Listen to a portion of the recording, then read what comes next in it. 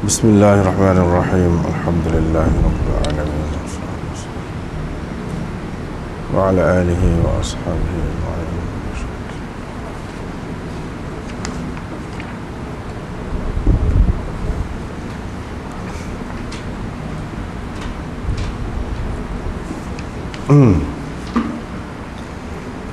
Kita sambung perbincangan yang baru ni, iaitu syarah ataupun huraian hadis-hadis di bawah bab haji Nabi sallallahu alaihi wasallam. Bab hajjatin Nabi sallallahu alaihi wasallam.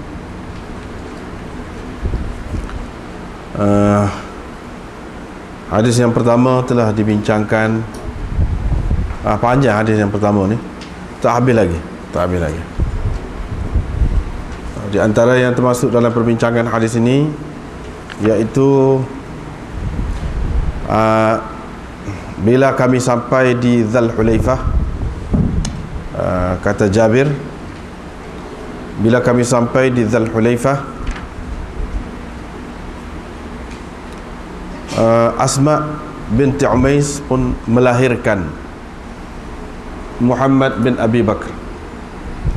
Asma binti Umais melahirkan, yakni beranak kepada Muhammad bin Abu Bakr. Seperti mana kita sudah maklum, rasanya anda pernah royak dah juga ni. Asma ni isteri kepada Abu Bakar. Sebelum dia berkahwin dengan Abu Bakar, dia berkahwin dengan Ja'far bin Abi Talib, dan sama-sama berhijrah dengan dia pergi ke Habsyah. Sama-sama berhijrah dengan dia pergi ke Habsyah, dan beberapa lama di sana sehingga pada tahun yang ke-7 hijrah baru balik mari ke Madinah. Selepas Ja'far syahid, dia berkahwin dengan ni siapa? Abu Bakar. Kahwin dengan Abu Bakar. Bolehlah kepada bolehlah Muhammad ni, Muhammad bin Abu Bakar. Selepas daripada Sayyidina Abu Bakar meninggal dunia, dia berkahwin pula dengan Sayyidina Ali.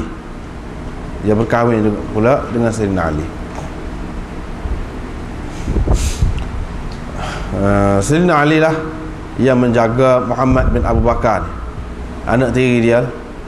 Semasa kecil dijaga oleh Sayyidina Ali, Muhammad bin Abi Bakar. Bila begitu, dia pun hantar orang, tidak tanya sendirilah, hantar orang untuk tanya apakah akan saya lakukan, yakni apa patut saya buat dalam keadaan saya begini, yakni dalam keadaan nifas. Nabi SAW pun kata yakni kepada orang yang dia utuskan itu, suruh dia mandi. Irtasili wastathfiri bithawb, mandilah dan istathfiri, bercawat, yakni guna tuala lah, tuala orang perempuan, untuk menahan darah yang keluar daripada kemaluannya tu. Dia suruh pakai cawat ataupun pakai tuala tu. Wa ahrimi, dan ihramlah, yakni engkau niat ihram lah. Yakni keadaan kotor, yakni dalam keadaan nifas itu tidak menghalang seseorang perempuan daripada memakai ihram, dan niat ihram untuk nak buat kerja haji ataupun umrah tidak menghalang. Bahkan disuruh mandi untuk ihram itu.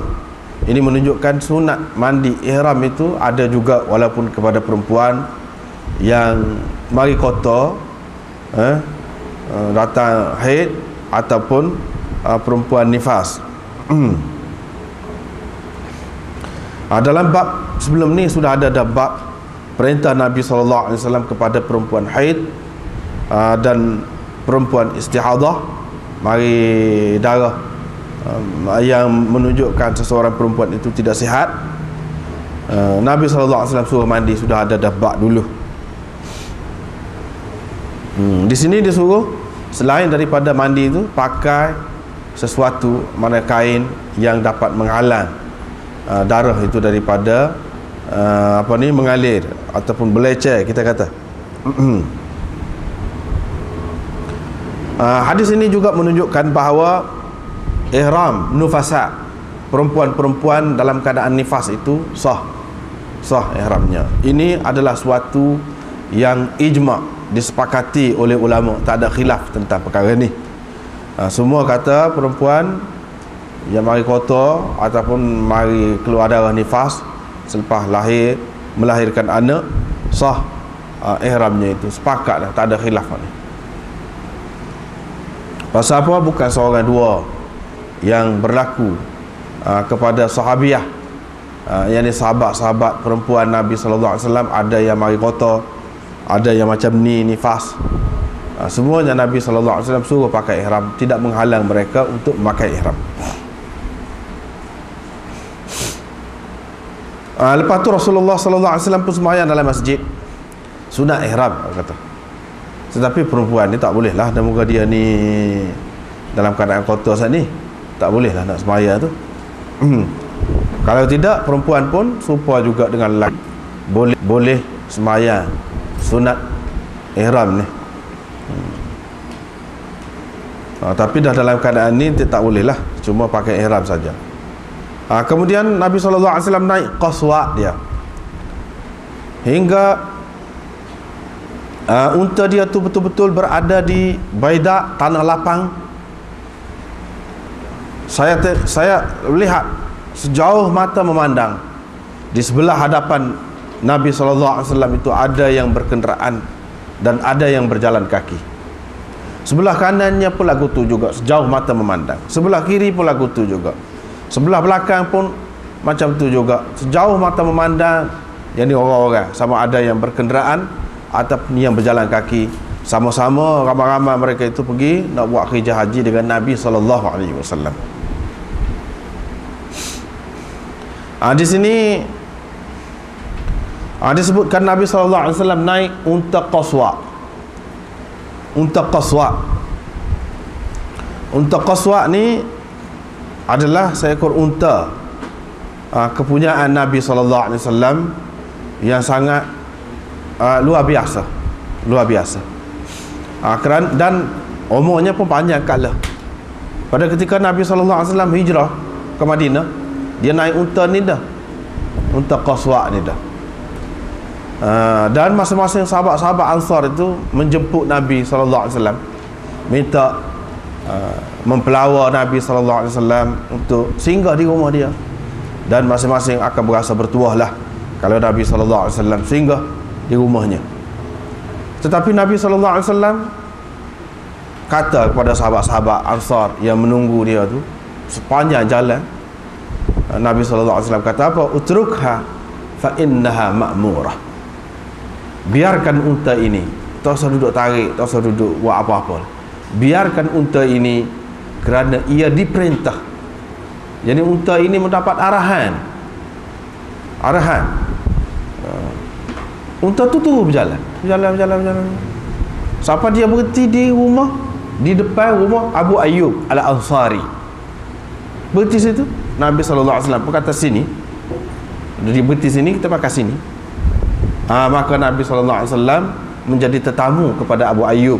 Abu Ayyub Al-Ansari itu adalah di antara keistimewaannya, iaitu Nabi SAW mula-mula pergi ke Madinah, singgah di rumah siapa? Rumah Abu Ayyub. Unta dia ni berhenti situ. Tak ada sepanjang jalan depan rumah lain-lain tak berhenti, sampai situ berhenti. Nabi SAW kata fa innaha ma'murah. Unta ini diarah atau diperintahkan. Bila Nabi SAW pergi ni buat haji ni pada tahun yang ke-10 hijrah, naik unta ni pula.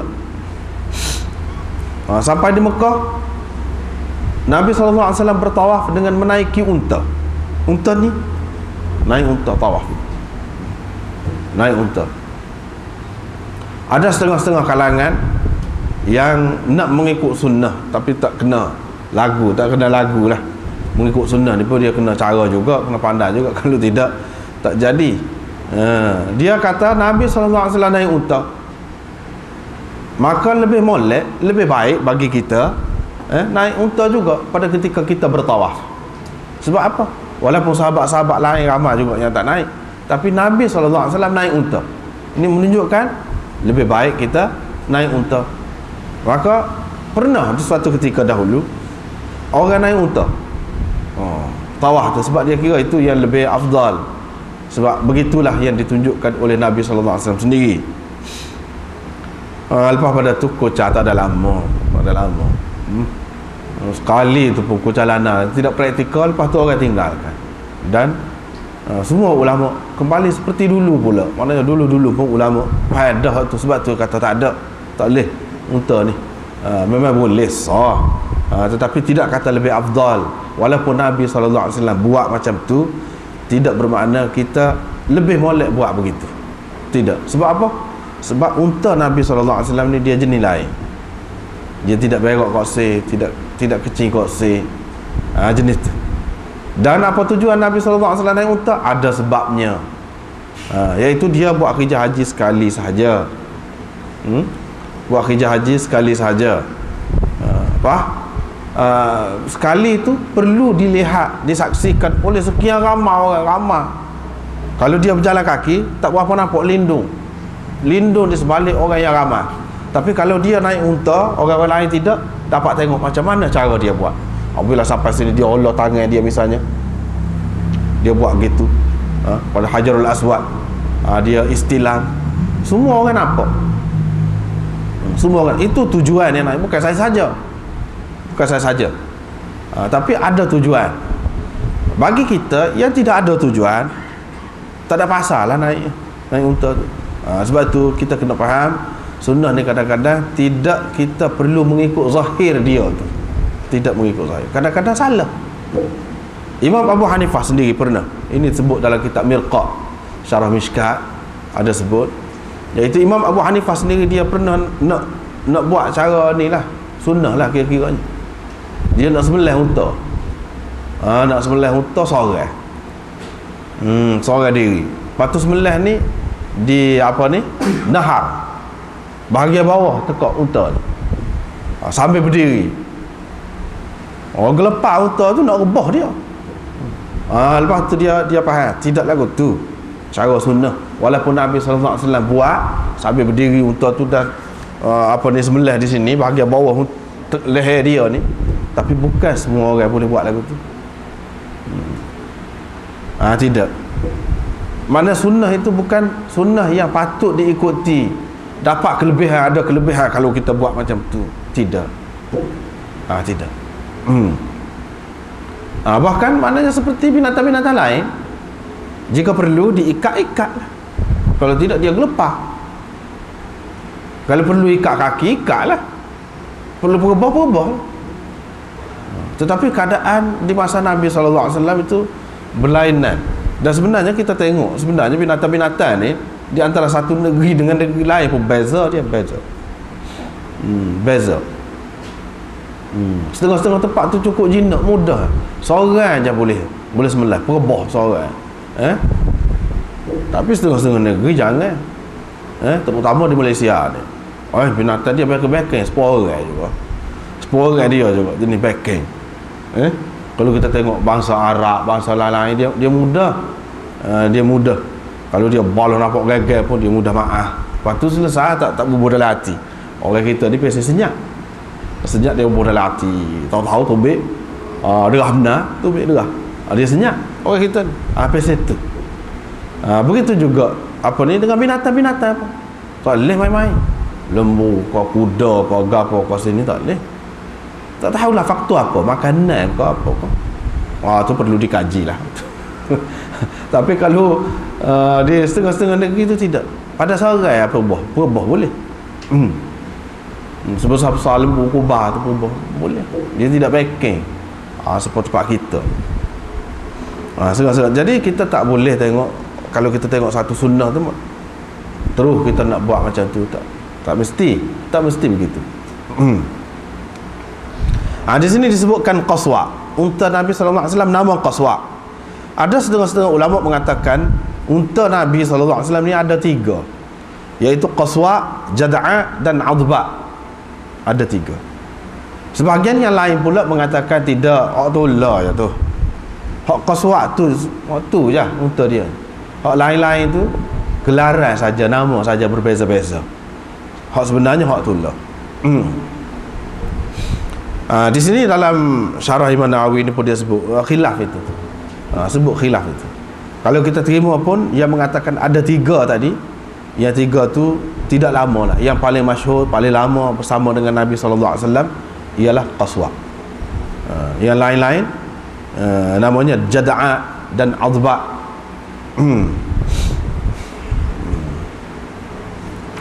Jabir mengatakan bahawa dia tengok sejauh matanya memandang. Depan, belakang, kiri, kanan, orang ramai. Orang ramai. Ini kerana Nabi SAW mengisytiharkan sebelum itu. Dan ayat Quran pun ada, wa'adzim fin nas bil hajj ya'tuka rijalan wa ala kulli dhamir ya'tina min kulli fajjin amiq.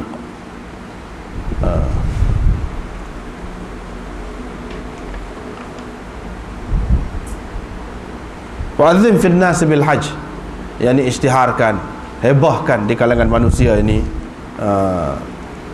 tentang haji. Nanti mereka akan datang kepadamu dengan berjalan kaki, wa ala kulli dhamir, dan di atas unta-unta yang kuruh. Hak kuruh kekek pun mari juga. Yang ni nak ayatnya hak gemuk lebih-lebih lagi lah, hak segar. Hak kuruh, unta kuruh tu pun mari juga naik daripada jauh-jauh, daripada segenap pelusuk. Ni nyata di situ. Nyata pada tahun itu, iaitu begitu ramai pergi.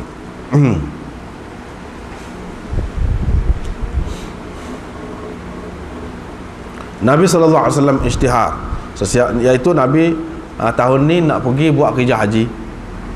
Siapa-siapa nak pergi, digalakkanlah pergi.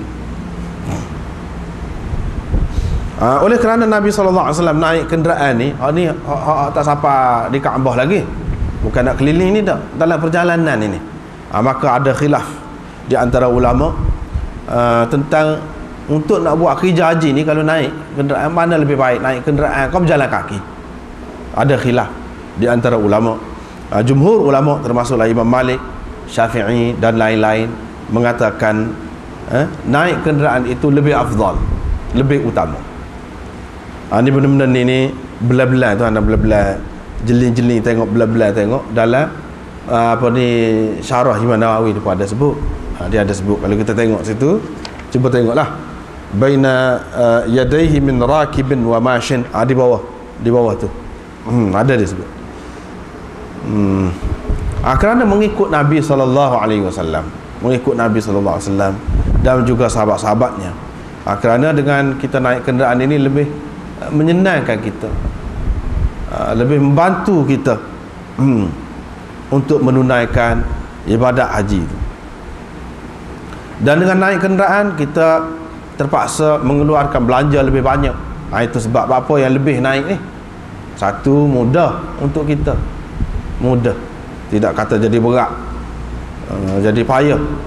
Yang keduanya, kita kena belanja banyak berbanding dengan jalan kaki. Kalau jalan kaki tak kena bayar apa-apa kita.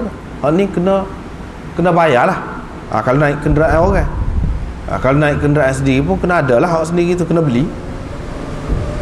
Tetapi Daud Zahiri mengatakan jalan kaki lebih afdal. Jalan kaki lebih afdal sebab apa? Sebab payah. Sebab payah. Oleh kerana payah tu ada kelebihan dia sendirilah waktu payah. Tetapi kebanyakan ulama mengatakan itu tak kena tu, kata macam tu. Kerana payah tu bukanlah sesuatu yang dituntut, bukanlah sesuatu yang dituntut secara berasingan. Tidak. Kalau kebetulan dalam ibadat tu ada payah, kita kena buat juga, itu lain. Tapi kalau perkara tu perkara yang tidak mesti, maka tak perlu cari payah tu. Kita kata, seperti kita kata ambil air sembahyang. sejuk pun, malah pun kita kata kena ambil air sembahyang juga. Musim sejuk pun kena ambil air sembahyang juga, sebab dia syarat. Kalau tidak, tak boleh sembahyang. Lagu tu tak boleh, payah pun tak boleh tinggal. Tapi kalau macam ni, payah tu bukanlah suatu syarat, maka tak apa kita meninggalkannya. Sebab kepayahan itu bukanlah sesuatu yang dituntut dalam agama kita secara berasingan. Berasingan tadi, ni nak buat begini boleh, tapi sebab ada payah ni, kerana payah tu sendiri ada kelebihan. Tidak macam tu.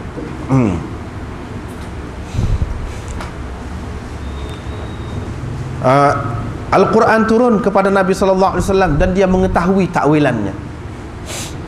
Yakni Jabir nak ceritakan kepada kita semua, iaitu Nabi sallallahu alaihi wasallam tak cerita apa pun perubahan yang akan berlaku semasa dia nak akikah haji. Sebelum pada ni kita sudah baca banyak dah, iaitu kemudiannya Nabi sallallahu alaihi wasallam suruh fasahkan ataupun tukarkan haji kepada umrah. Yang ni semasa ni Nabi sallallahu alaihi wasallam tak kata apa. Memang nak akikah haji, semua pergi pun dengan maksud haji. Ijtihad pun dengan maksud nak pergi buat akikah haji. Padahal dia kata Al-Quran turun kepada Nabi sallallahu alaihi wasallam dan Nabi mengetahui tafsirannya. Dia tahu tafsiran. Maknanya tak ada turun apa-apa lah tu kira-kiranya ke dia. Apa yang dia buat tu berdasarkan perintah Allah Subhanahu Wa Taala dah setakat tu, begitulah. Yang ni mula-mula buat haji, masing-masing itu pakai ihram haji. Nak kata dia nak takwil wahyu yang turun kepada dia sebelum itu, takwil, tidak. Tak ada. Dia pun ahalla bit tauhid. Nabi sallallahu alaihi wasallam ihlal tauhid. Yang ni mengucapkan talbiyah dengan ucapan tauhid. Yang ni labbaika la syarika lak. Tiada sekutu bagimu. Mana dia ucapkan talbiyah seperti itu. Berbeza daripada ucapan talbiyah yang dilakukan oleh orang-orang jahiliah, orang-orang kafir jahiliah. Sebab apa? Dalam ucapan talbiyah dia tu ada unsur syirik, sebagaimana yang telah kita berjumpa di debat awal dulu, cara ke ni haji ni, macam mana mereka itu illa syarikan huwalak. Dia ucap lagu tu, illa syarikan huwalak, kecuali sekutu yang ada bagimu. Mana dia tambah ada unsur syirik dalam talbiyah itu. Ini dia katakan Nabi sallallahu alaihi wasallam ihlal atau ucapkan talbiyah tauhid. Yang ni tiada sekutu bagimu. Maksudnya dalam ucapan dia tu tak ada satu pun yang mengandungi unsur syirik seperti yang diucapkan oleh orang-orang kafir. Tengok dalam bab talbiyah dulu, mula-mula kita sudah lalu dah. Sana ada ucapan talbiyah yang lengkap orang kafir sebut semasa buat akikah haji. Dia ihlal tauhid. Lagu mana? Labbaik Allahumma labbaik la syarika lak labbaik. Ini kita sudah bincang dah dalam bab talbiyah dulu. Dia mengandungi ajaran tauhid lah. Tiada sekutu bagimu. Labbaik innal hamda wan ni'mata lak wal mulk la syarika lak. Tiada sekutu bagimu. Jadi orang-orang ramai pun ihlal lagu tu lah juga. Ihlal lagu tu lah, serupa dengan Nabi sallallahu alaihi wasallam. Nabi sallallahu alaihi wasallam tidak menolak atau membantah apa-apa pun yang terbit daripada mereka. Tak ada. Tidak kata apa-apa yang kata lagu ni, tak ada. Sebab apa? Setakat yang dia tahu begitulah pada masa tu.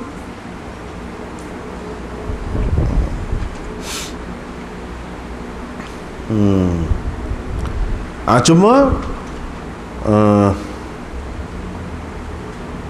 sahabat-sahabat ni ihlal dengan tambahan daripada mereka. Ada yang buat macam ni, ada yang buat macam ni, tapi tidak lari daripada konsep tauhid lah. Tidak lari daripada hal tu.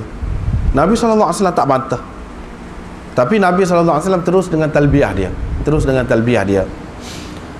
Ada yang mengucapkan talbiyah seperti yang diriwayatkan daripada Sayyidina Umar. Dia tambah begini, selain daripada hak tadi, dia tambah begini: labbaika dzan na'ma'i wal fadl wal fadlil hasan, labbaika marhuban minka wa marghuban ilaik. Dia ada tambah begitu. Labbaika, aku sahut seruanmu, dzan na'ma'i wal fadl, Tuhan ampunya nikmat-nikmat dan limpah kurnia yang baik. Labbaika marhuban minka wa marghuban ilaik, ku sahut seruanmu, marhuban minka, dengan rasa takut kepadamu, rasa gemetar kepadamu, wa marghuban ilaik, dan rasa kasih, rasa inginkan engkau. Ini yang Sayyidina Umar ucapkan, berbeza daripada yang Nabi SAW ucapkan tadi.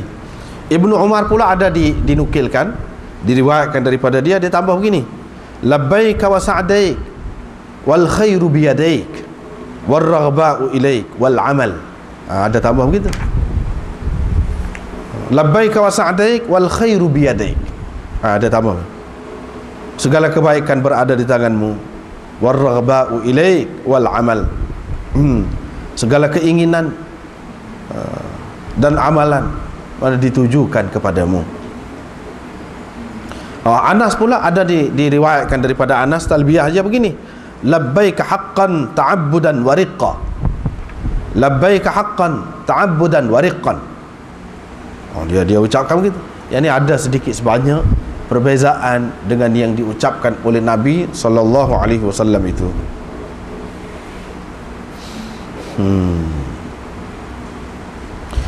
Labbaika haqqan ta'abbudan wa riqqan, ku sahut seruanmu dengan sebenar-benarnya, ta'abbudan wa riqqan, sebagai menyatakan kehambaan, dan riqqan itu pun maknanya keabdian. Sebagai menyatakan keabdian dan kehambaan. Ini menunjukkan sahabat-sahabat itu ucapkan talbiyah beza-beza. Walau bagaimanapun, kebanyakan ulama mengatakan yang mustahab, yang lebih baik, yang eloknya ialah seseorang itu berpada, yakni hanya menyebutkan talbiyah yang pernah diucapkan oleh Nabi SAW itu. Itu hal lebih baik. Tapi kalau nak kata lagu lain pun tak apa, sah. Tidak kata kurang ke, tidak. Tidak kata kurang ke, jadi cacat ke amalan haji dia, tidak. Boleh. Di sini ada keluasan dalam masalah ucapan talbiyah ni, ada keluasan, asalkan tidak lari daripada konsep tauhid, maka tak apalah. Tetapi kebanyakan ulama mengatakan, ini yang disebutkan oleh Imam Nawawi, aktsarul ulama qala aktsarul ulama al-mustahab al-iqtisar ala talbiyati Rasulillah sallallahu alaihi wasallam. Wa bihi qala Malik wa Syafi'i. Itulah pendapat Imam Malik dan Syafi'i, iaitu yang sebaik-baiknya kita hanya berpada dengan apa yang diucapkan oleh Nabi sallallahu alaihi wasallam pada waktu. Pada waktu lah. Ini dalam masalah ni ada keluasan, ada keluasan, ada kebenaran, dan ada contoh daripada sahabat-sahabat Nabi sallallahu alaihi wasallam buat, dan Nabi sallallahu alaihi wasallam tidak bantah. Tetapi dalam masalah hak sahabat-sahabat Nabi tak ada buat langsung, Nabi sallallahu alaihi wasallam pun tak ada buat langsung, hak tu tidak molek. Tidak molek. Bahkan hak moleknya kita buat seperti yang Nabi sallallahu alaihi wasallam ajar. Itulah yang paling baik. Tidak kata hak cara lagu lain. Misalnya yang selalu diamalkan oleh orang-orang kita, ini kiranya mereka tak tahu, agaknya harap-harap begitulah. Harap begitulah. Misalnya lepas maya kan, raja kata Allahumma antas salam wa minkas salam, tabarakta wa ta'alaita dzal jalali wal ikram. Sekatu je hak sebenarnya. Hak Nabi SAW sendiri setakat itu sahaja. Tengoklah dalam riwayat mana-mana pun hak tu je. Lepas tu hak orang tambah, apa dia? Allahumma antas salam wa minkas salam wa ilaika ya'udus salam, fahayyina rabbana bis salam wa adkhilna al jannata daras salam, dan itulah lebih kurang begitu. Itu tidak ada dalam hadis. Bahkan mengikut ulama-ulama hadis ini adalah rekaan ahli-ahli cerita saja. Rekaan ahli-ahli cerita. Setengah-setengah orang dia kata molek juga ucapan tu. Makna dia molek. Tak kira gitu, tak boleh. Hak lebih moleknya hak Nabi SAW buat. Kecuali kalau ada sahabat buat macam ni. Macam ni tak apa. Masalah talbiyah, bebas. Terbuka sikit. Itu pun, setara tu pun kebanyakan ulama kata hak lebih moleknya hak Nabi SAW buat setakat tu. Apatah lagi kalau hak tak ada. Inilah yang kita kata tu. Banyak lagi hak lain-lain yang tak ada. Cuba tengoklah dalam kitab-kitab hadis-hadis maudhu'at. Hadis-hadis maudhu', dia akan sebut ni cerita ni. Umpamanya dalam maudhu'at Mulla Aliul Qari ada sebut ni. Begitu juga dalam Syarah Tirmizi Tuhfatul Ahwazi ada sebut ni hak tambahan tu mengikut ulama hadis tak ada. Ini adalah rekaan orang ahli cerita. Ahli cerita ni orang tak pakar. Jadi masalah doa, masalah benda-benda begini, kita lebih baik pakai seperti yang ada dalam Quran. Seperti yang ada dalam Quran. Misalnya Rabbana atina fid dunya hasanah. Lagu tu dah. Kita seorang apa? Kita tak usah kata Rabbi atini fid dunya hasanah. Walaupun kita reti bahasa Arab pun, kalau kita nak kira seorang kan, Rabbi atini fid dunya hasanah lah. Tidak. Rabbana atina fid dunya hasanah. Rabbana hablana min azwajina wa dhurriyyatina qurrata a'yun. Itu dalam Quran. Rabbana atina fid dunya apa ni? Hablana min azwajina. Bini kita seorang je. Kita reti bahasa Arab. Azwaj itu makna ramai tu. Hablana min azwajina, berikanlah daripada isteri-isteri kami itu zuriat. Isteri-isteri kami. Tuhan kata. Pak kalau kita seorang kita reti bahasa Arab. Hablana min azwaj, habli min zaujati. Adakah kita nak kata begitu? Tak. Tidak lebih baik. Walaupun kita seorang. Kita lebih baik pakai hak dalam Quran. Tak usah pindah. Sebab keberkatan dia ada di situ. Begitu juga doa-doa Nabi SAW. Yang selebih baiknya kita pakai hak seperti tu.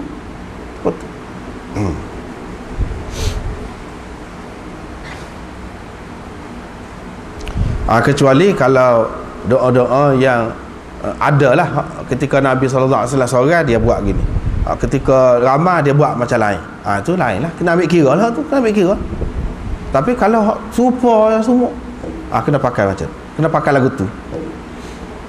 Jangan kita tambah-tambah, jangan kita kata apa lah, molek juga makna dia. Hayyina Rabbana bisalam, hidupkanlah kami mana dengan selamat sejahtera. Molek tu kan, hidup dengan selamat sejahtera. Wa adkhilnal jannata darassalam, masukkanlah kami ke dalam syurga negeri salam sejahtera. Molek. Wa amitna, matikanlah dengan sejahtera. Nak tambah boleh, tak nak tambah. Kalau nak tambah lain lah, tambah lain. Misalnya kita kata dalam kita doa sendiri kau doa, boleh nak tambah. Tapi kalau lepas semaya kita buat dengan tetap lagu tu, sedangkan Nabi SAW tidak buat tetap, seseolahnya kita menyamakan orang lain tu dengan hak Nabi SAW, sehingga kita tak boleh tinggal hak tu. Apa lagu tu? Sepatutnya kita tak boleh tinggal hak Nabi SAW saja. Orang lain tu kadang-kadang kalau kita nak baca, kita baca, kalau tidak pun tak. Ni kadang-kadang kita buat tu, padahal ulama-ulama sudah kata dah ni rekaan ahli cerita. Cuba tengoklah kita maudhu' semua ada sebut ni. Tapi cara kita buat tu macam benda ni serupa dengan Nabi kedudukan. Tu tak kena. Dari segi sikap kita yang mengikut Nabi SAW tak kena kita buat orang lain setara dengan Nabi SAW. Walaupun kita tentu sekali kalau kita tanya, dia kata kita mana anggap orang lain setara dengan Nabi SAW. Memanglah kata gitu, tapi dari segi hak kita duk baca tu apa dengan tetap gitu tu apa? Hak orang lain tu. Dan hak tu termasuk dalam hak maudhu' tu, termasuk dalam maudhu'.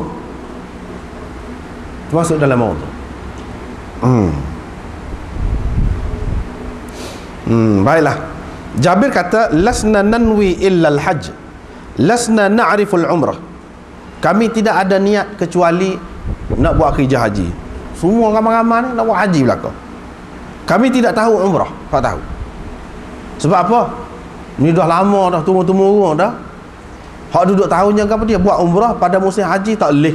Min afjaril fujur, di antara kejahatan yang paling keji lah bagi orang-orang Quraisy, orang-orang kafir. Pada bulan haji, buat haji saja, tak boleh nak buat umrah. Umrah tu salah satu dosa lah bagi mereka. Dengan sebab itu sahabat-sahabat ni pun tak ada terfikir nak buat umrah ke apa, hanya adanya haji. Apalagi Nabi SAW pun isytihar kepada orang ramai bahawa dia akan buat kerja haji. Dalam Quran berkata, wa adzim finnas bil haji, haji. Adzim finnas bil haji, haji. Tak ada nak buat lain. Jadi kami tak tahulah selain daripada haji. Semuanya buat haji belaka.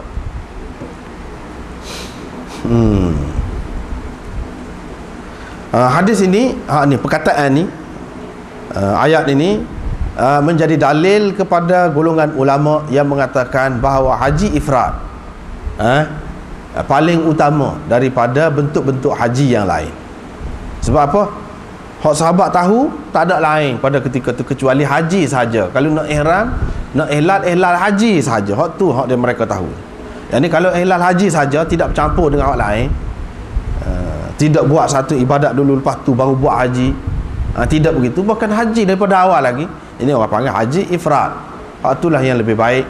Ini seperti yang kita sudah cerita dah dulu, pegangan Imam Malik dan Imam Syafi'i, iaitu haji yang paling afdal ialah haji ifrad. Inilah dalil di antara dalil mereka. Hingga kami sampai ke Baitullah. Hingga kami sampai ke Baitullah. Ini kata Jabir lagi, cerita Jabir lagi. Hatta ataina al-bait. Ini masih lagi hadis yang pertama lagi, dalam hadis yang pertama. Hingga kami sampai ke Baitullah.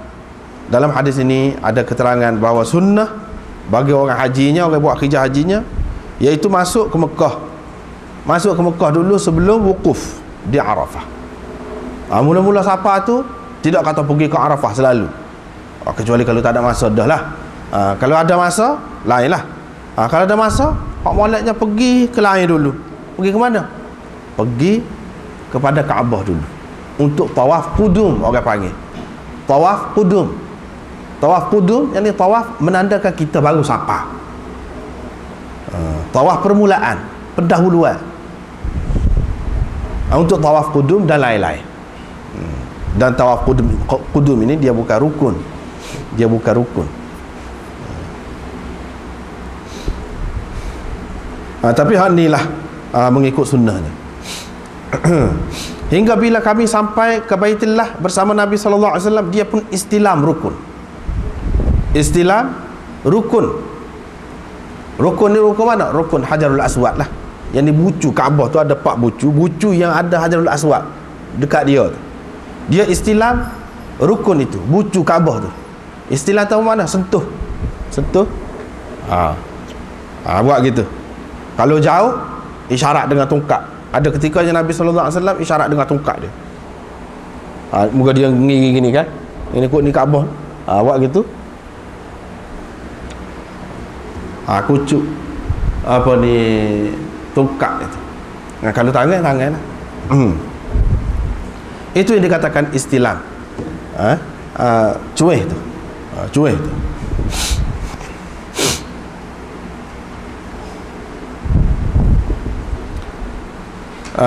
Itu dia. Dalam hadis ini kita dapati keterangan iaitu muhrim, yakni orang yang pakai ihram pergi ke Mekah ni, bila dia masuk ke Mekah sebelum wukuf di Arafah nak kerja haji, sunat bagi dia tawaf qudum. Tawaf qudum ini adalah suatu yang disepakati oleh ulama, ijma' ulama. Ni kalau kita belajar hadis ni, di antara kelebihan, keistimewaan kita belajar hadis, kita boleh tahu hak mana ijma', hak mana tidak ijma' di kalangan ulama. Hak ijma' ni tak boleh nak langgar, tak boleh nak patah, kita boleh tahu. Ada pula pendapat yang tidak ijma'. Ni kalau orang lain beza pendapat pun tak kisah hak tu. Ada keluasan lah. ada kebebasan. Tetapi kalau ijma', mana kalau orang langgar tu, kejut kalah lah. Kalau orang ngaji kejut kalah, liar mata kalah lah. Ini termasuk dalam perkara ijma', iaitu sunat tawaf qudum tu. Dan tawaf ini 7 keliling. Tawaf, orang panggil tawaf ni 7 keliling. Sunnah juga, dalam hadis ni juga, sunnah juga, iaitu ramal dalam 3 keliling yang pertama. 3 keliling yang mula-mula tu ramal. Ramal ni makna berlari-lari anak, lari-lari huduh-huduh, tidak hurang derah benar dah. Maknanya jalan orang panggil jalan hak paling derah. Jalan hak paling derah itu ramal. Dan 4 keliling lagi tu dia berjalan seperti biasa. Berjalan seperti biasa. 4 keliling hak baki lagi itu berjalan seperti biasa. Ini dalam tawaf qudum.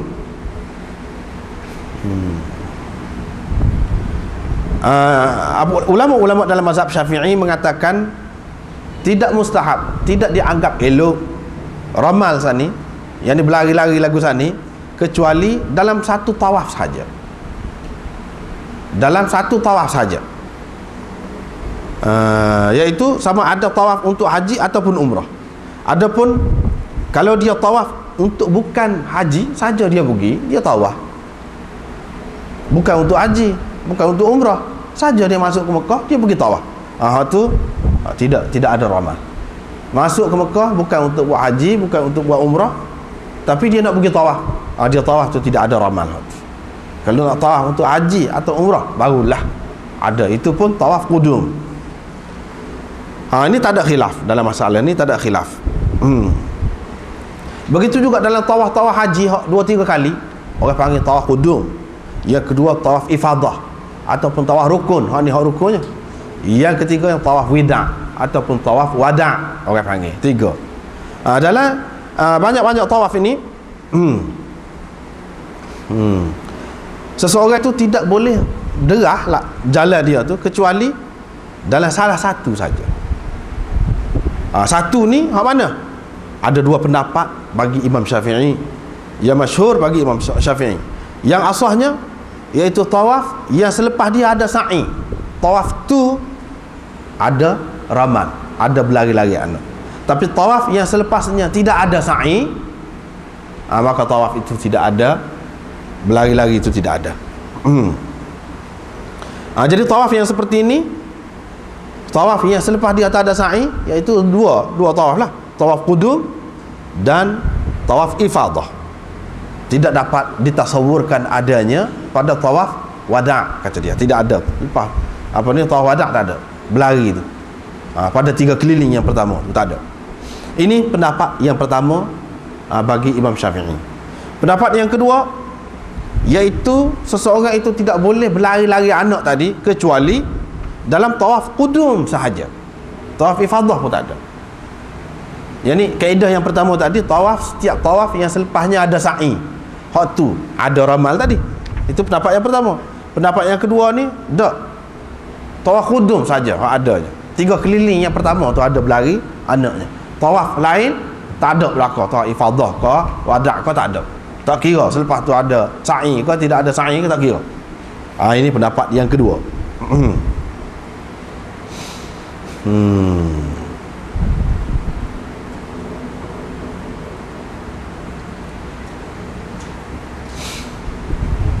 Dalam tawaf umrah memang dia ada lah waktu tu.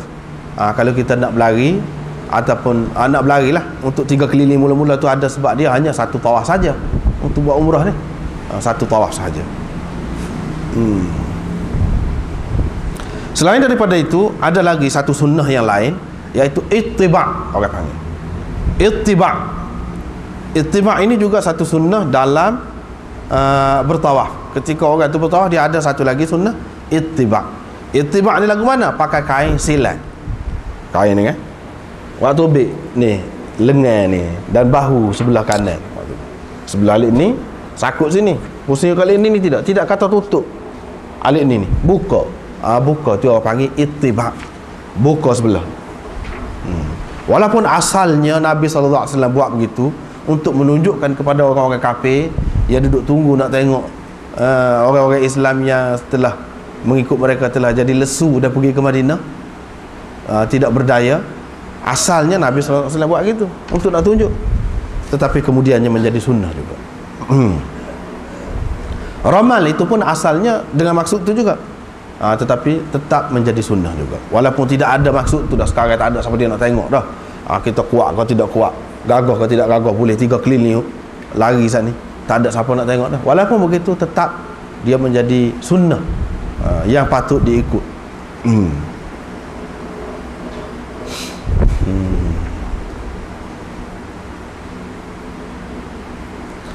Tetapi ittiba' ini hanya disunatkan dalam tawaf yang ada ramal sahaja, yang ada ramal tadi. Mengikut pendapat yang pertama Imam Syafi'i, tawaf qudum dan tawaf ifadah, yakni setiap tawaf yang ada sa'i selepasnya. Itu pendapat yang pertama. Pendapat yang kedua iaitu tawaf qudum.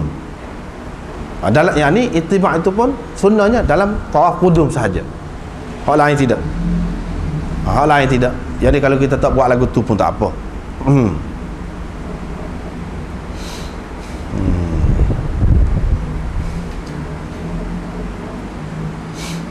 Selepas tu Nabi SAW pun pergi ke makam Ibrahim. Makam Ibrahim. Makam tu apa makna makam Ibrahim tu? Makam Ibrahim tu itulah ada, kalau kita pergi ke orang pergi ke Mekah dah dia tahulah. Dalam gambar tu ada satu binaan di luar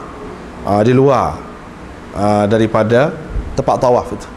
Situlah bermula tempat sembahyang, musalla. Bermula tempat sembahyang situlah di belakang. Jadi makam itu apa maknanya? Makam Ibrahim yakni tempat Nabi Ibrahim berdiri. Yakni ianya adalah batu tempat Nabi Ibrahim AS berdiri nak buat Kaabah dulu. Itu adalah kenangan daripada dia lah, kenangan daripada dia. Ketika dalam pembinaan Kaabah tu, batu, dia duduk atas batu tu. Duduk atas batu tu, diri atas batu tu dia buat lah. Dan mengikut riwayatnya batu itu dia naik sendiri. Jadi batu tu ada kelebihan dia sendiri. Itulah yang dikatakan makam Nabi Ibrahim dengan anak dia Ismail. Ismail hola batu, ayah dia letak asalnya. Kemudian ni tak ada dah Nabi Ibrahim letak apa batu asal tu tak ke mana dah. Tapi kenangan tu ada. Batu Kaabah tu lah Nabi Ibrahim asal letak tu berapa kali utuh dah Kaabah tu pun. Tak kira tu. Kira hak ni batu tempat dia berdiri tu memang betul waktu tu. Itulah batu bersejarah lah. Batu bersejarah bagi kita orang Islam. Bila dia pergi ke makam Ibrahim tu, dia pun baca, sambil dia baca wattakhidhu mim maqami Ibrahim musalla. Ambillah dari makam Ibrahim, yang dijadikanlah bermula dari makam Ibrahim ni sebagai tempat sembahyang. Dia Nabi SAW meletakkan, menjadikan makam itu berada di antaranya dengan Baitullah. Yang ni dia duduk di belakang. Ni makam Ibrahim, ni Baitullah duduk depan lagi. Depan dia tu, celah tu tempat orang tawaf. Jadi dia duduk belakang. Jadi isyarat daripada Nabi SAW, dia nak ajar kepada kita bahawa makam Ibrahim itu menjadi tempat permulaan sembahyang. Situlah startnya. Bukan maknanya di atas pada tu. Kalau sembahyang atas pada tu boleh tak? Boleh juga. Tetapi hak sunnahnya macam ni.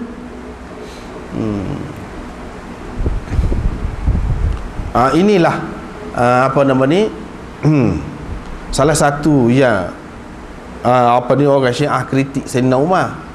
Kita pasal kita mungkin tak tahu tentang Syiah ni, anda tolong ayat lah macam mana orang dia kritik.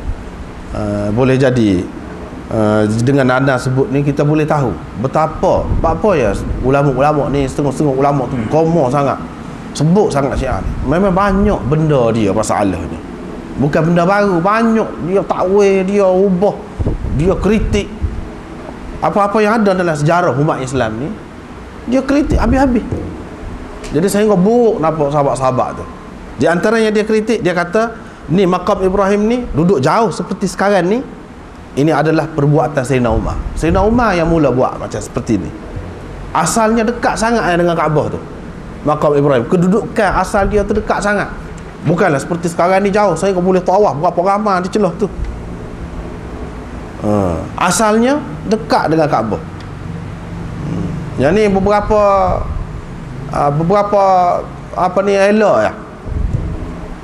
Dia kata bukan seperti sekarang ni begitu jauh duduk tu dan orang duduk tawaf sekeliling.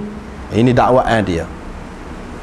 Sebenarnya kalau kita nak main logik lah, kalau kita nak kira logik saja pun, kalaulah makam Ibrahim ni duduk dekat seperti yang dia dakwa tu dengan Kaabah, duduk dekat dengan Kaabah tu,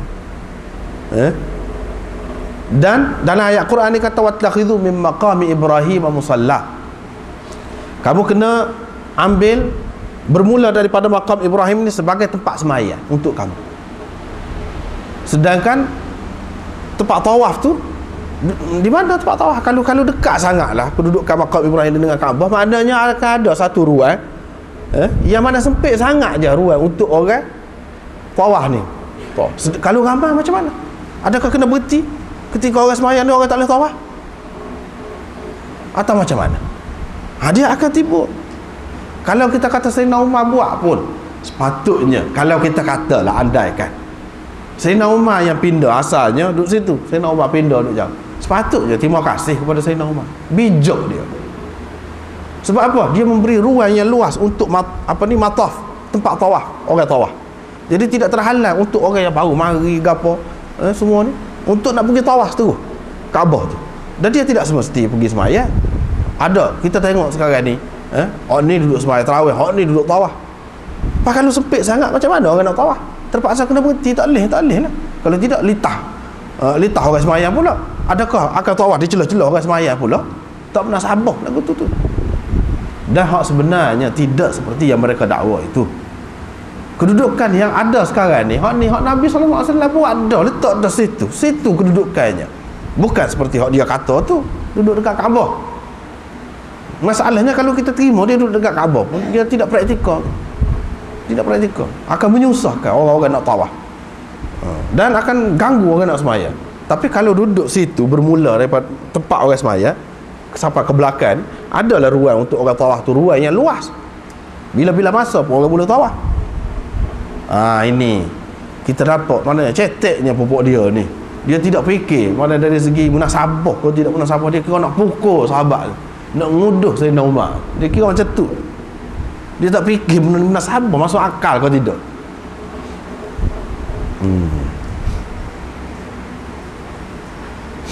Hadis ini menunjukkan ijma' ulama bahawa bila orang yang bertawaf itu selesai daripada tawafnya, iaitu sunat bagi dia bersembahyang di belakang makam.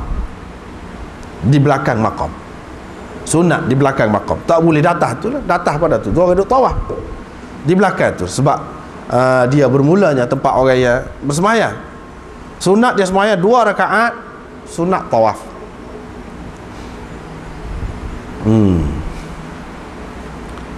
Tu ijma' ulama, sekurang-kurangnya sunat. Bahkan mereka khilaf pula. Ijma' kata ada sembahyang, ijma'. Cuma khilaf pula, adakah wajib ataupun sunat? Kebanyakannya mengatakan sunat lah. Mana kalau dia tidak sembahyang pun, bukan tak sah tawaf dia tu. Kalau dia nak sembahyang situ pun boleh juga, di belakang makam tu boleh juga. Kalau dia tidak nak buat situ, lepas pada tawaf dia nak sembahyang dalam hijir Ismail. Hijir tu duduk ada kan lingkungan di luar Kaabah tu, itu pun dikira Kaabah juga. Orang yang bertawaf tidak boleh masuk ke celah tu, sebab itu dia kira dalam Kaabah lagi. Kena pergi ke luar tu, sebab tak cukup, asalnya tak cukup perbelanjaan untuk nak bina Kaabah seluas tu. Fafil hijir, kalau dia sembahyang dalam hijir pun boleh juga sembahyang ni. Kalau dia sembahyang dalam masjid pun boleh juga, mana jauh lagi, di belakang lagi daripada makam tu. Makam Ibrahim ni bukan makam tu ada kubur dia situ, tidak, bukan kubur. Bukan kita kata makam tu maknanya makam ada kubur pula, tak, bukan kubur dia. Makam tu maknanya tempat berdiri dia, batu tempat dia berdiri ketika nak buat Kaabah. Kalau dalam masjid jauh lagi lah belakang tu. Yang ni bermula daripada situ tu kira masjid dah lah tu, daripada belakang makam tu. Cuma Nabi SAW buat di situ Kalau boleh buat di situ lebih baik. Kalau tak boleh buat pun, siapa ada maksud iaitu sunat tawaf tu kalau buat di mana-mana pun, dalam masjid ujung mana pun tak apa. Ataupun dalam Mekah, kalau tak boleh sembahyang dalam masjid tu, tak ada peluang, tak ada kau lagu mana orang ramai sangat, dalam Mekah boleh, dalam apa ni setiap kawasan tanah haram boleh juga sembahyang. Lepas pada tawaf sana tak ada, balik pergi jauh dah, boleh lagi sembahyang sunat tawaf ni. Tidak kata sembahyang sunat tawaf ni mesti sembahyang dalam masjid tu, tidak. Bahkan ulama mengatakan kalau dia sembahyang balik ke negeri dia, tanah air dia, balik ke negeri dia, boleh lagi sembahyang. Katakanlah dia tak sembahyang, boleh balik buat negeri dia tu, boleh. Sejauh mana pun negeri dia tu, boleh. Harus. Cumanya kelebihan dia tu dia tak dapat lah, kelebihan, keutamaan dia tu tak dapat lah. Tetapi sembahyang ni tetap dia dapat. Orang panggil sembahyang sunat tawaf tu tetap dia dapat. Cuma kelebihan, keutamaan dia tu iaitu di tempat tadilah. Kalau dia buat di negeri dia, lepas tu balik tu tak ada nak buat lalu sepanjang hayat dia, boleh lagi. Semula dia ingat nak sembahyang, boleh lagi, harus lagi. Kalau seseorang ni tawaf beberapa kali, ini masalah lah. Kalau tawaf beberapa kali, yang ni dikira sekali tawaf tu 7 keliling kan. Kalau beberapa kali lah keliling tu, satu tawaf dikira satu tawaf 7 keliling, banyak kali tawaf tu. Lepas tu eloknya setiap kali selepas 7 keliling tu dia sembahyang 2 rakaat, itu yang paling baik.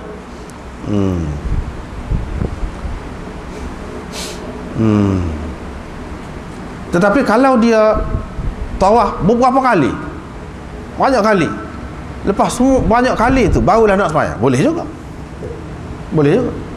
Dan masalah sembahyang ni tak apa, banyak apa ni, ada keluasan lah dalam masalah ni, kemudahan banyak.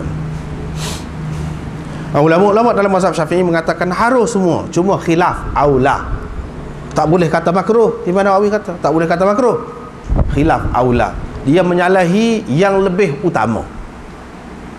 Makruh tidak, makruh tidak. Ini khilaf aula ni sesuatu yang lebih ringan lagi daripada makruh, ringan lagi daripada makruh. Di antara yang berpendapat seperti tadi, boleh buat macam ni tadi tu, sembahyang 2 rakaat tawaf tadi tu, di antara yang berpendapat begitu ialah Miswar bin Makhramah, Aisyah isteri Nabi sallallahu alaihi wasallam, Tawus, Ata, Sa'id bin Jubair, Ahmad, Ishaq dan Abu Yusuf. Tetapi Ibnu Umar tak suka buat lagu tadi, tak suka. Hasan Basri, Zuhri, Malik, Thawri, Abu Hanifah, Abu Thawr, Muhammad bin Hasan, Ibnul Munzir dan Qadi Iyad menukilkan, dia kata ni hak jumhur ulamanya, iaitu tak molek, tak sebuat lah lagu tadi. Hak moleknya kira juga buat sana. Hak 2 rakaat tawaf sana kira buatlah juga sana, jangan sampai balik ke rumah. Hak ni orang lain tak suka, walaupun ramai juga ulama tadi hak kata tak apa, boleh, sekadar boleh lah, tapi mereka pun tidak kata hak tu lebih utama, tidak. Hak lebih utama tetaplah di sana. Seterusnya, ini cerita siapa? Ja'far bin Muhammad. Ja'far As-Sadiq meriwayatkan daripada Muhammad Al-Baqir. Dia ambil cerita ni daripada Jabir.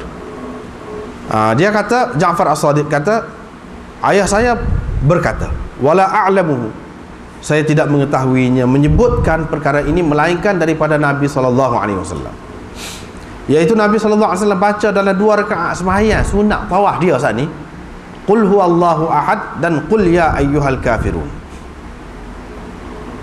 Hak ni hak Nabi SAW baca dalam sembahyang 2 rakaat tadi, dibaca ke dia? Hak ni baca qul huwallahu dulu kan? Tak, qul ya ayyuhal kafirun dulu, qul huwallahu ahad tu baca kemudian dalam rakaat yang kedua. Kalau baca qul huwallahu dulu apa tak boleh ke? Boleh, cumanya tidak sunnah begitu. Tidak sunnah begitu. Ini kita kena ikut sunnah lah. Padahal hadis ni sebut gini, mana? Kita kena tengok hadis lain lah kata. Kena tengok hadis lain. Hadis ni dia kata qul huwallahu ahad wa qul ya ayyuhal kafirun. Kalau kita mengaji nahwu selesailah. Kalau mengaji nahwu selesai, tak jadi masalah. Sebut kemudian pun sebab dia ataf dengan waw. Dia ataf dengan waw, wa qul ya ayyuhal kafirun. Ataf dengan waw itu limutlaqil jam'i. Bukan untuk menunjukkan tertib mana dulu mana kemudian. Dia semata-mata nak ayat dua ni yang dibaca oleh Nabi sallallahu alaihi wasallam. Tidak dia maksudkan hak mana dulu hak mana kemudian. Dalam bahasa Arab bila kita kata, ini contoh kalau dari segi nahwu lah, selalu orang-orang pondok dia kata ja'a Zaidun wa Amrun, contoh dia. Contoh dia lagu tu lah, ja'a Zaidun wa Amrun. Zaid dan Ammar mari. Zaid dan Ammar mari. Dan itu, perkataan dan itu ataf dengan waw lah. Dan itu, perkataan dan itu ataf dengan waw lah. Dan wa amrun. Ini nak menceritakan kedua-dua mereka mari. Telah mari. Kedua-dua mereka telah mari. Tidak nak ayat siapa mari dulu, siapa mari kemudian. Tak. Walaupun Ammar tu disebut kemudian, tidak bermakna Ammar tu mari kemudian. Bagi kita nak ayat ke mana? Kalau dua-dua nak sebut ke mana? Sebut dia kena sebut sesa. Takkan nak sebut dua-dua sekali, mana boleh. Lidah kita nak sebut dua-dua, Ammar dan Zaid sekali. Tak boleh. Mesti kena sebut salah satu dulu. Tetapi walaupun Zaid dia sebut dulu, tidak bermakna Zaid mari dulu. Ini kaedah kalau wow. Serupa juga di sini. Begitu juga dalam setengah-setengah hadis. Kalau kita jumpalah, rasanya kita jumpa dah dulu dalam hadis Muslim ni. Iaitu ada Nabi sallallahu alaihi wasallam ni ketika mandi junub ni, dia ambil air semaya dulu. Dia suruh ambil air semaya dulu. Dia suruh mandi dulu, lepas tu ambil air semaya, lepas tu basuh zakar, dia kata. Basuh zakar. Setengah-setengah ulama kata ini tak apa menunjukkan sentuh zakar tak batal air semaya, dia kata. Tawadda waghsil zakarak. Ambil air semaya, lepas tu ambil air semaya dan basuh zakar engkau. Jadi zakar tu basuh kemudian kalau nak ke dari segi sebutnya. Sebab tu setengah-setengah ulama kata ini menunjukkan sentuh zakar tak batal air semaya, dia kata. Tengok hadis ni sebut kemudian, lepas pada ambil air semaya baru sebut. Tapi bagi ulama-ulama yang tak terima, yang mengatakan sentuh zakar itu membatalkan air semaya, dia kata hadis tadi awal tu wow sebutir tu. Dia bukan tu. Tawadda waghsil zakarak. Ambil air semaya dan basuh zakar. Tidak bermakna ambil air semaya dulu sini, lepas tu baru sentuh zakar. Tak. Sebab wow sebutir tu ada. Kira-kiranya takkan nak apa ni basuh zakar tu kemudian ambil air semaya tu, takkan lagu tu hak sesuainya ambil air semaya apa ni sentuh zakar dulu, basuh dulu biar cuci, lepas pada tu barulah ambil air semaya, baru munasabah. Seperti ni lah hak kebiasaan kita tengok Nabi sallallahu alaihi wasallam dalam semaya dia baca qul huwallah ni dalam rakaat yang kedua, bukan dalam rakaat yang pertama. Apalagi kalau kita tengok hak tu hak kebanyakannya. Dengan ada hak nisa tak boleh kita kata ni maksud qul huwallah tu dulu dalam rakaat yang pertama. Tak boleh. Apalagi apa ni ada waw ni. Lepas tu tengok dalam hadis-hadis yang lain apa ni? Nabi sallallahu alaihi wasallam baca qul ya ayyuhal kafirun dulu, lepas tu baru qul huwallah. Lepas tu dia pun balik pergi pula kepada rukun. Rukun tadilah, rukun Hajarul Aswad itu. Fastalamahu, dia istilam pula. Istilam tu sepada tadilah. Kemudian dia pun keluar daripada pintu pergi ke Safa. Bukit Safa tu. Bila dia dekat dengan Safa, dia pun baca ayat. Innas Safa wal Marwata min sya'airillah. Safa dan Marwah itu adalah di antara syiar Allah. Ibda bima bada Allahu bih. Mulakan dengan apa yang Allah mulakan. Allah sebut kat mana dulu? Safa dulu. Start daripada Safa ni lah dulu sa'inya. Jangan start daripada Marwah, start daripada Safa. Sebab apa? Allah sebut Safa dulu. Innas Safa wal Marwata min sya'airillah.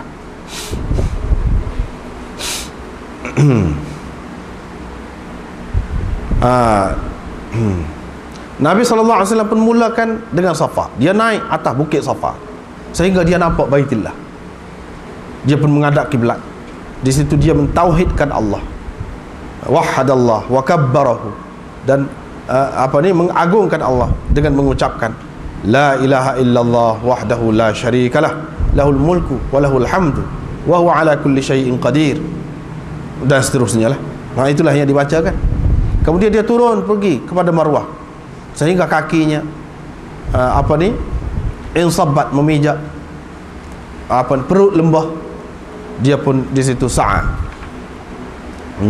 Dia bersa'i ataupun berlari, jalan kuat di situ. Hatta idza sa'idata masya. Bila dia naik, maknanya naik alah ke tinggi, alah ke naik gitu. Dia berjalan pula, berjalan biasalah hingga sampai ke Marwah. Dia lakukan di atas Marwah seperti dilakukannya di atas Safa itu, hinggalah ke akhir tawafnya di atas Marwah. Begitulah. Di sini sampai sekat ni ada banyak pula pengajarannya daripada hadis ini. Di antaranya sa'i itu disyaratkan bermula daripada Safa. Sa'i syaratnya ialah bermula daripada Safa. Inilah pendapat Imam Malik dan Syafi'i dan jumhur ulama. Dalam riwayat Nasa'i dengan sanad yang sahih disebutkan bahawa Nabi SAW bersabda, ibda'u bima bada Allahu bih. Ibda'u, hendaklah kamu mulakan dengan yang Allah mula. Daripada hadis ini juga mana kita dapat tahu bahawa seseorang itu molek naik atas bukit Safa, molek naik atas bukit Safa dan Marwah. Berhubung dengan naik ni khilaf di antara ulama. Jumhur ulama mengatakan sunat, bukan syarat dan bukan wajib. Kalau seseorang itu meninggalkannya, sah sa'inya, sah sa'inya. Tetapi dia tak dapat fadilat lah, tak dapat fadilat, tak dapat kelebihan. Tetapi Abu Hafs bin Al-Wakil, ini salah seorang tokoh dalam mazhab Syafi'i, dia mengatakan tak sah sa'i dia. Seorang itu kalau dia pergi sampai ke Marwah tak naik ke atas. Tak naik, orang panggil atas bukit lah, kaki bukit saja. Dia kata tak sah, sehingga dia naik sikit pun tak apa dah, naik sikit tak apa dah atas bukit Safa. Begitu juga Marwah. Ini pendapat ada seorang lah, mana ganjil lah, pendapat ganjil lah dalam mazhab Syafi'i. Dia seorang tokoh juga, tapi orang lain tidak berpendapat begitu. Yang betulnya ialah yang pertama tadi, iaitu sunat, tidak wajib, tidak syarat bagi sah sa'i itu tidak. Tapi dia kena sentuh lah dengan tumit dia tu, dengan kaki dia tu kena sentuh lah tangga dia tu, tangga Safa dan Marwah tu kena sentuh. Kalau zaman dulu maknanya kira mendaki naik lah atas bukit tu, kena ada juga tu. Bila dia sampai ke Marwah, dia kena sentuhkan dengan hujung-hujung jari dia tu tangga dia tu, kena sentuh. Begitulah maknanya 7 kali dia duduk pergi mari tu, lagu tu lah caranya. Setengah-setengah ulama-ulama dalam mazhab Syafi'i, tokoh-tokoh dalam mazhab Syafi'i mengatakan elok kalau seseorang tu naik atas bukit Safa dan Marwah sehingga nampak Baitullah, kalau boleh. Di antara yang sunnah juga apabila naik atas bukit sana, iaitu menghadap kiblat. Apabila naik atas tu menghadap kiblat. Seseorang itu menghadap kiblat dan dia berzikir di situ, ataupun dia menyebut zikir-zikir yang telah diajarkan oleh Nabi SAW, seperti dalam hadis tu sebut tu. Dan diulang-ulangi dia situ. Dia nak berdoa ke nak gapo ke boleh lah di situ. Ulang-ulangi hak tadi, hak dalam hadis tadi 2-3 kali ulang.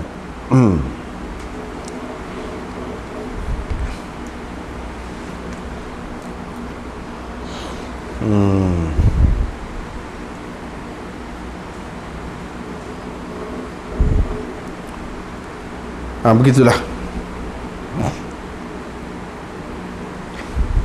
Di atas Marwah pun lagu tu juga. Hingga akhir tawafnya di atas Marwah. Akhirnya tawaf dia tu berakhir di atas Marwah. Dipanggil tawaf. Sa'i lah sini, sa'i pun orang panggil juga. Dalam istilah hadis ni tawaf pun dia panggil juga.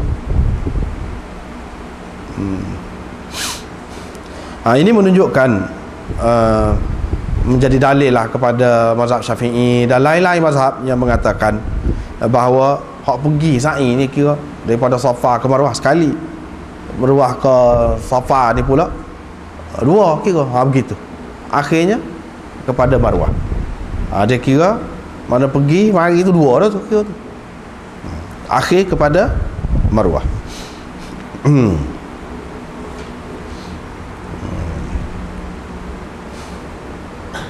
Bermakna permulaan yang ketujuh tu daripada Safa dan akhirnya Marwah. Tetapi Ibnu binti Syafi'i dan Abu Bakar As-Sayrafi, ini adalah di antara tokoh dalam mazhab Syafi'i, dia mengatakan pergi ke Marwah dan balik mari ke Safa tu baru kira sah. Ini pun pendapat yang tidak masyhur juga. Hak yang pertama tadi hak masyhur. Hak yang pertama tadi dia kira sah daripada Safa pergi ke Marwah, daripada Marwah mari sini pula. Dia baru sah. Maknanya sa'i ni dia berakhir dengan Safa lah. 7 kali bagi dia ni berakhir dengan Safa. Adapun yang pertama tadi 7 kali tu berakhir dengan Marwah. Begitu. Jadi hadis-hadis ini jelas menunjukkan tak serupa dengan demon ni, pendapat demon ni. Pendapat demon ni sekadar pendapat, adalah pendapat. Tetapi jumhur ulama, amalan orang-orang Islam, Imam Nawawi kata di sepanjang zaman ini tak serupa lagu tu. Yang ni serupa dengan hadis ni, serupa yang pertama tadi. Lepas tu Suraqah pun tanya Nabi sallallahu alaihi wasallam, "Ya Rasulullah, ali amina hadza am li abad?" Adakah cara begini? Bila begitu, bila dia sampai habis Marwah sana ni, cerita dalam hadis. Lepas tu Nabi sallallahu alaihi wasallam pun kata, "Law istaqbaltu min amri mastadbartu lam asuq al-hadiyah wa ja'altuha umratan faman kana minkum laysa ma'ahu hadiyun falyahilla wal yaj'alha umratan." Kalaulah aku tahu perkara akan datang, urusanku yang akan datang, seperti mana aku tahu urusanku pada masa lalu, tentulah aku tidak membawa hadiu, yang binatang kurban ini bersamaku. Dan tentulah aku tukarkan haji aku itu kepada umrah. Sesiapa di antara kamu yang tidak ada binatang kurban bersamanya, hendaklah dia buka ihram. Lepas ni lah cerita. Ni hadis ni jelas. Sebelum pada ni wayak Nabi SAW suruh buka ihram, pasahkan haji, batalkan haji, tukarkan haji kepada umrah. Mana, bila? Adalah hadis ni jelas. Setelah ni semua berlaku, baru Nabi SAW kata. Maka Suraqah bin Malik pun bin Ju'shum pun berkata, "Wahai Rasulullah, adakah untuk tahun kita ni saja lagu ni ataupun untuk selama-lamanya?" Nabi SAW pun memasukkan jarinya satu dalam yang lain. Ginilah. Ini orang panggil tasbih. Dia kata, "Dakhalatil umrah fil hajj." Umrah telah masuk dalam haji. Umrah telah masuk dalam haji. Tidak, bahkan untuk selama-lamanya. Untuk selama-lamanya. Nabi SAW kata.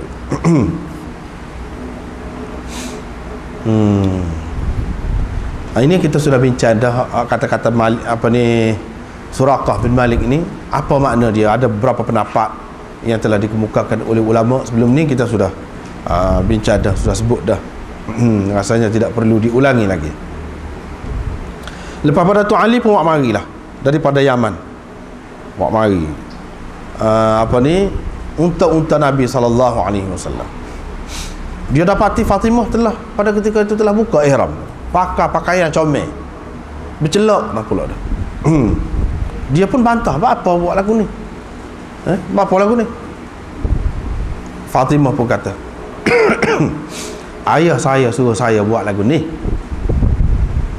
Ali pun kata, pergi berjumpa dengan Rasulullah SAW dengan maksud nak mengadu hal Fatimah yang buat begitulah, dengan maksud nak bertanya juga, "Iyakah lagu tu yang Nabi suruh?" Bila dia pergi tanya, Nabi SAW berkata betul, dia betul. Betul. Dia benar. Dia benar.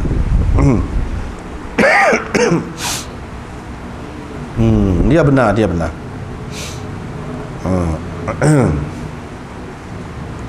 Lepas pada tu Nabi SAW tanya dia lah, kau macam mana? Kamu niat macam mana? Buat kerja apa? Dia gantung niat dia supaya dengan Abu Musa al-Asy'ari, gantung ihram dia tu dengan ihram Nabi SAW. Yani dia kata, Allahumma inni uhillu bima ahalla bihi rasuluk. Ya Allah, aku ihlal dengan apa yang diihlalkan oleh Rasul engkau. Dia kata dia ada bawa binatang kurban, maka Nabi SAW kata, kamu tak boleh buka ihram kalau lagu tu.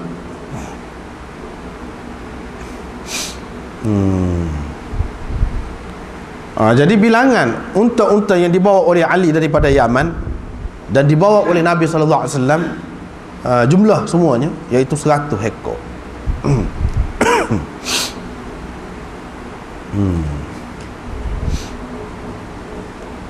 100 ekor. Lepas tu kebanyakan orangnya jadi buka ihram masing-masing, wa qassaru, dan mereka menggunting rambut. Apa gunting rambut? Mungkin ada sah lagi. Kalau tak selesai lagi, haji tak buat lagi. Kalau cukur, nak cukur gaul dia pula dah. Sebab tu gunting tu nak simpan untuk sah lagi.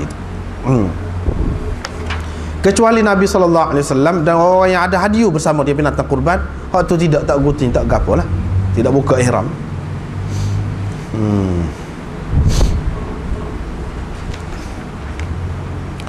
Bila tiba hari tarwiyah, mereka pun pergi ke Mina dan ihlal haji pula di situ. Rasulullah SAW naik kenderaan dia dan dia bersembahyang di sana zuhur, asar, maghrib dan isyak dan fajar, sembahyang di sana. Yang ni sembahyang jamak di sini. Sembahyang jamak ni tak ada khilaf di sini. Tak ada khilaf, semua ulama kata sembahyang jamak di sini. Sunnahnya sembahyang jamak. Orang-orang yang tidak terima sembahyang jamak hakiki seperti Imam Abu Hanifah pun dia terima juga jamak hakiki di sini. Dia terima jamak hakiki ni. Jamak lagu mana? Sepuluh orang mazhab Syafi'i buat lah. Lagu mana? Sembahyang asar buat dalam waktu zuhur, sembahyang zuhur buat dalam waktu asar. Itu orang panggil jamak hakiki, jamak sebenar, jamak serati. Takdim ke ataupun takhir ke, tak kira lah. Imam Abu Hanifah hanya terima jamak suri. Pada ketika lain jamak suri sahaja yang boleh. Nak jamak hakiki tak boleh. Yang ni buat zuhur dalam asar ataupun asar dalam waktu zuhur tak boleh bagi mereka. Hak bolehnya jamak pada zahir. Pada zahir rupa dia saja jamak, tapi dalam waktu masing-masing. Dengan cara lagu mana? Dengan cara buat sembahyang zuhur di akhir waktunya betul-betul. Sekira-kira lepas sembahyang tu masuk waktu asar, sembahyang asar tu di awal waktunya. Itu orang panggil jamak suri dalam waktu masing-masing. Supaya juga maghrib. Maghrib tu biar lewat dekat dengan nak masuk isyak. Bila selesai tu masuk isyak, sembahyang isyak dalam waktu isyak. Itu orang panggil jamak suri. Tapi di sini semua terima. Semua terima. Bahawa jamak hakiki boleh. Memang boleh. Cuma apa sebab, apa illat boleh jamak hakiki? Bagi mereka kerana ibadat haji. Bagi orang lain kerana musafir. Kerana musafir. Bagi hak tidak musafir, hak yang bermukim, dia sembahyang penuh. Sembahyang penuh. Mengikut mazhab ni, macam mazhab Syafi'i dan lain-lain, dia mengatakan sini jamak ni kerana apa? Kerana safar, perjalanan. Yang ni orang yang bukan dalam perjalanan, orang yang dekat-dekat tu, dia tidak boleh kan jamak. Dia sembahyang tamam, sembahyang sempurna, tak boleh nak qasar ke apa, tak boleh. Tetapi mengikut mazhab Imam Abu Hanifah, Tak kira orang dekat tu pada dia buat haji, dia boleh. Ni pasal dia ilat dianya buat haji. Beza pandangan.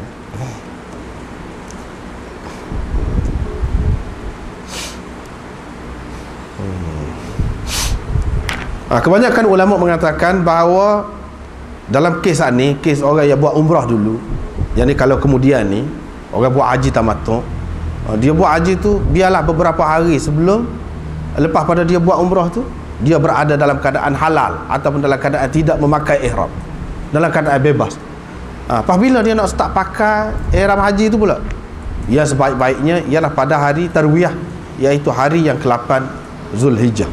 Itulah yang paling afdal, sebab Nabi SAW suruh buat lagu tu.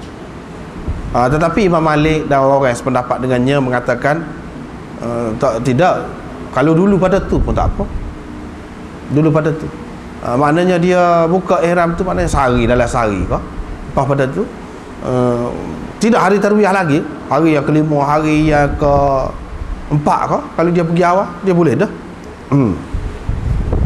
Dia boleh dah pakai ihram pula, ihram haji, tidak mesti hari tarwiyah. Tetapi kebanyakan ulama mengatakan yang terlebih baiknya ialah pada hari tarwiyah, yakni hari yang ke-8 Zulhijjah, pakai ihram pula, ihram nak buat haji ni.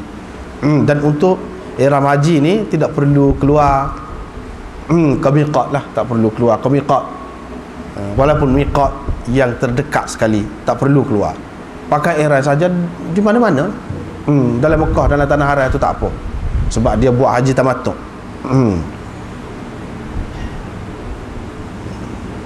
Tapi kalau nak umrah seperti sebelum ni, dia kena keluar ke tanah halal. Yang ni miqat orang umrah, orang buat umrah iaitu Tan'im yang paling dekat. Walaupun ulama mengatakan tidak syarat situ, kalau pergi miqat lain boleh, cuma jauh lah, menyusah. Hak dekatnya pergi ke Tan'im, mana dia kena keluar kalau nak buat umrah. Tetapi kalau nak buat haji, buat umrah dulu, nak buat haji tak perlu keluar. Haji tamattu.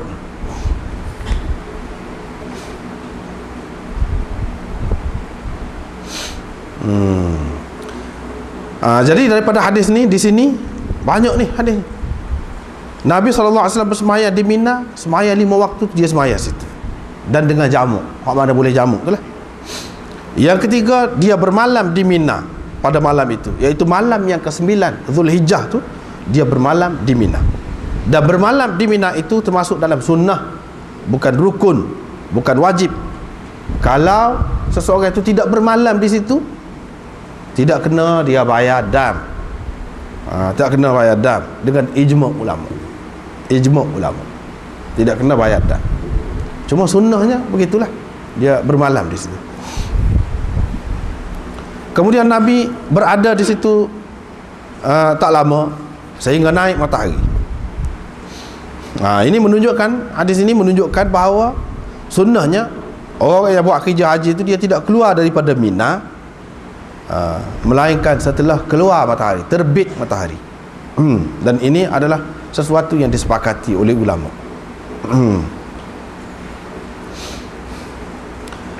Selepas itu Nabi SAW menyuruh orang pasang khemah dia, khemah bulu, khemah bulu di Namirah. Hadis ini menunjukkan elok mana orang yang nak buat kerja haji itu dia singgah di Namirah. Apabila dia berangkat daripada Mina, pergi singgah di Namirah. Dan tidak masuk ke Arafat kecuali selepas gelincir matahari. Pergi duduk situ dulu. Duduk situ dulu, sehinggalah gelincir matahari. Selepas sembahyang Zuhur dan Asar secara jamak, sunnahnya mereka duduk di Namirah dulu. Ada kemah, ada apa kau boleh pasal lah situ. Dan ada pula sunat mandi, kalau nak mandi lah, untuk wukuf. Mandi sunat ni untuk wukuf sebelum zawal itu. Bila gelincir matahari, imam bawa mereka ke masjid Nabi Ibrahim alaihissalam, dan di situ imam berkhutbah dengan 2 khutbah. Khutbah yang kedua ringkas.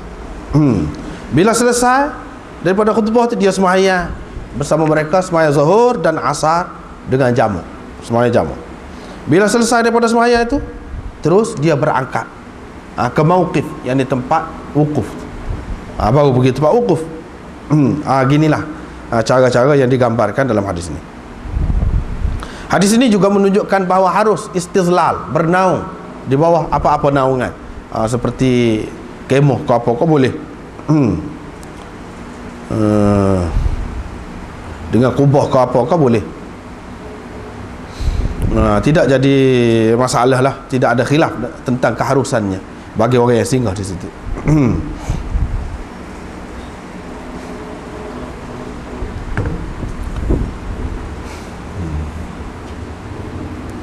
Baiklah, bila sampai di situ, orang-orang Quraisy tidak ragu bahawa Nabi SAW anda waqifun 'indal masy'aril haram. Nabi SAW akan berwukuf di masy'aril haram sebagaimana yang dilakukan oleh orang Quraisy semasa jahiliyah. Tiba-tiba Nabi SAW tidak buat gitu. Dia pergi wukuf di Arafah. Sedangkan semasa jahiliyah dulu yang wukuf di Arafah tu orang-orang yang tidak Quraisy. Puak-puak yang buat kerja haji dengan telanjang, tu pergi di Arafah. Tetapi menurut perintah dalam Al-Quran, thumma afidhu min haitsu afadhan nas, kemudian kamu hendaklah berangkat dari tempat orang-orang ramai berangkat. Tempat mana orang ramai berangkat? Iaitu daripada Arafah tu. Menunjukkan Islam menghendaki diubah, tak ada pilih kasih, tak ada beza keturunan ke apa ni, dari segi buat ibadat ni serupa, kena pergi belakang ke sana, tidak seperti semasa zaman jahiliyah. Thumma afidhu min haitsu afadhan nas. Rasulullah SAW pun melepasi kawasan itu, dia masuk dalam Arafah. Baiklah. Setelah gelincir matahari, Nabi SAW pun suruh siapkan qaswa dia tu, unta dia tu, biar pasang lah apa ni, tempat duduk di atas tu. Dia pun pergi ke Batnul Wadi. Di situ dia berucap di hadapan orang-orang yang buat kerja haji sekali dengan dia tu. Di situ.